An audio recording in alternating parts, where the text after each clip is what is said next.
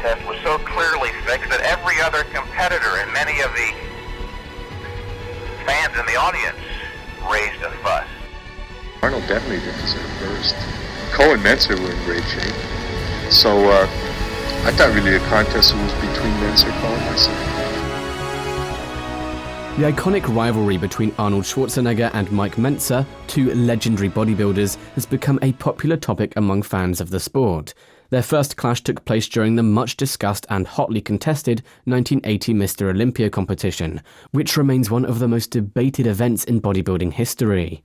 The arrival of Arnold Schwarzenegger on the bodybuilding stage in the late 1960s marked a pivotal moment in the sport's history. Quickly rising to prominence, Arnold became an icon and inspiration to many, thanks to his impressive record of 6 consecutive Mr. Olympia wins from 1970 to 1975. However, his retirement from bodybuilding in 1975 opened up new opportunities for other athletes, such as Boyko, Mike Mentzer, Tom Platz, and the established pro Franco Columbu, who went on to win the 1976 Olympia. The following years also saw wins from Frank Zane, who dominated the competition from 1977 to 1979. So, the 1980 Mr. Olympia competition was an anticipated event in the world of bodybuilding, with Mike Mentzer at the forefront of everyone's mind. Mentzer had made a name for himself with his marketable mass appeal and unique training approach, which consisted of just 3 exercises per body part, performed to failure with 1 or 2 sets. He was a sensation in the industry, having won the 1978 Mr. Universe competition with a perfect score, and coming in second in the 1979 Mr. Olympia. Mentzer was widely considered a bodybuilding prodigy, poised to become the defining figure of the decade, with many questioning the results of the 1979 competition and favouring Mentzer in the 1980 event. Arnold shocked fans and competitors when he revealed that he would be making a comeback to the sport just a day before the Mr. Olympia contest. The reason behind his sudden return was a film role as Conan the Barbarian, which required him to transform his physique from 215 pounds to 230 pounds in a short amount of time. The news of Arnold's return to the 1980 Mr. Olympia competition sparked intense reactions from both fans and competitors. Mike Mentzer, who had been making a name for himself, was incensed and attempted to confront Arnold at a pre-contest press conference, when Arnold created a stir at the conference by belittling his competitors and attempting to bring attention to himself. However, despite Arnold's efforts to assert himself, many were not that concerned, especially considering his subpar physical conditioning compared to his previous victories. Despite his impressive chest, back and biceps, Arnold's legs, triceps and midsection were noticeably lacking in definition and size, leaving many to question if he was truly a threat in the competition. The general consensus was that Arnold was at best 80 to 90% of his former glory.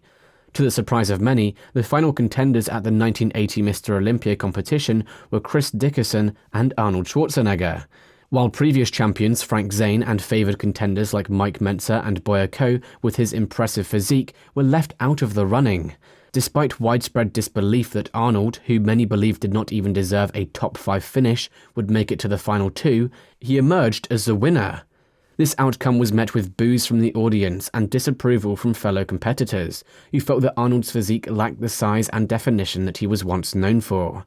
The aftermath of Arnold Schwarzenegger's victory at the 1980 Mr. Olympia contest was not just controversial, but also marked a turning point in the perception and trajectory of bodybuilding.